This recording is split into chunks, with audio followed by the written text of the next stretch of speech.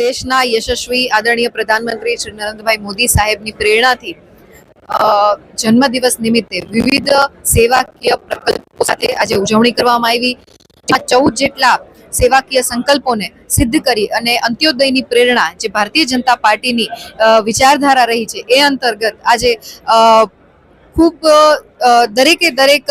વિભાગને આવરી લઈ અને સેવાકીય પ્રવૃત્તિ છે એના માધ્યમથી ઉજવણી કરવામાં આવી, જેમાં ખાસ કરીને 11 દીકરીઓને જરૂરિયાતમંદ પરિવારમાં જેમણે દીકરી છે એવા પરિવારની દીકરીઓને સમૃદ્ધિની યોજના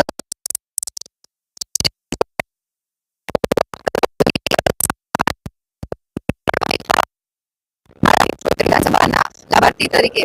10,000 જેટલા લાભાર્થીઓને આ સેવાકીય યોજનામાંથી લાભ અપાવવામાં આવ્યો, જેમાં કેન્દ્ર સરકાર અને રાજ્ય સરકારની વિવિધ યોજનાઓ છે એ યોજનાઓનો લાભ એમાં આપવામાં, જેમાં વિધવા સહાય છે,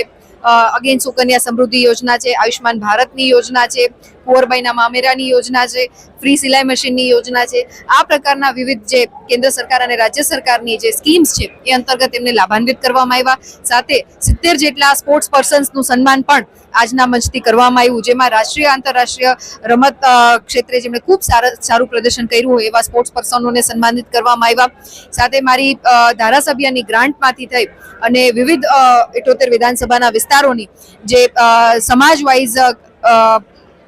હોલ છે, કમ્યુનિટી હોલ છે, આ ઉપરાંત ડોમ છે, એ પ્રકારની જે વિવિધ માળખાકીય સુવિધામાં વધારો થાય એ પ્રકારના ગ્રાન્ટની ફાળવણી કરી એનું આજે લોકાર્પણ પણ કરવામાં આવ્યું। આવા વિવિધ અનેક પ્રકલ્પોને સાકાર કરતો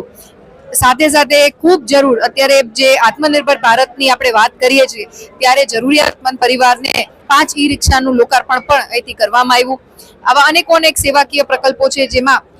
સૌ ભારતીય જનતા પાર્ટીની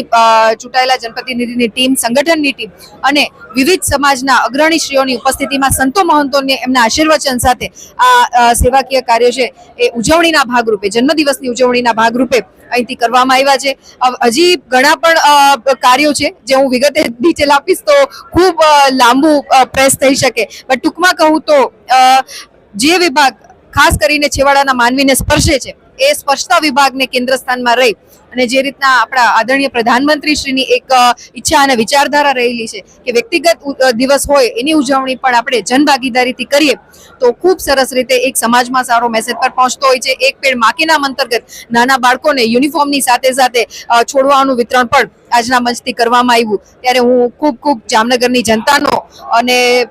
પાર્ટીનો તેમજ સમગ્ર જેટલા પણ શુભેચ્છકો છે એમનો હૃદયપૂર્વકનો આભાર માનું છું કે એમના આશીર્વાદથી આ કાર્યક્રમ આજે ખૂબ સક્સેસફુલ રીતે પૂર્ણ થયો છે। પુનઃ આપ સૌની શુભેચ્છા પ્રેરિત કરતી રહે છે કે આ પ્રકારના સંકલ્પ જનભાગીદારીના માધ્યમથી આવી ઉજવણી અમે આવતા રહીએ અને આપ સૌ માધ્યમથી પુનઃ આપનો પણ કે આ સૌએ પાર્ટિસિપેટ પુનઃ તમામ સમાજના અગ્રણીશ્રીઓ, વિવિધ પાર્ટીની ટીમ હું આભાર માનું છું। યસ, ખાસ કરીને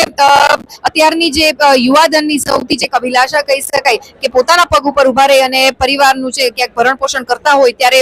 41 જેટલી કંપનીઓ જામનગરના આપણા આજના દિવસે આપણા આંગણે આવી અને રોજગાર ભરતી મેળાનું પણ ખૂબ સરસ રીતે આયોજન કરવામાં આવ્યું છે, જેમાં 1200 થી વધારે સીટ્સ માટે થઈ અને રોજગાર ભરતી મેળાનું પણ આ તકે આયોજન કરવામાં આવ્યું છે। ત્યારે આ વિવિધ પ્રકલ્પો ક્યાંક સેવાના માધ્યમથી જન સુધી પહોંચવાનો જે એક સંકલ્પ છે, સંકલ્પને અમે